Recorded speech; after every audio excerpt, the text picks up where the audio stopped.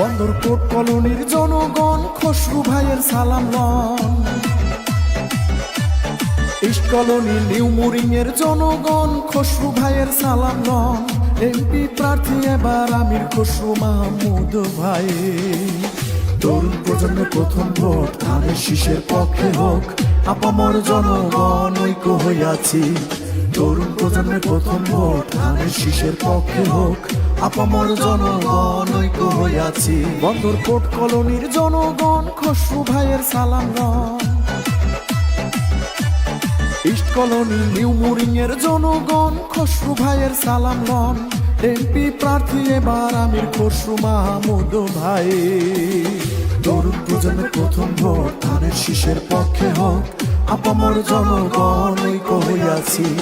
তরুণ প্রজন্মের প্রথম ভোট ধানের শীষের পক্ষে হোক, আপামর জনগণ ঐক্য হইয়াছি।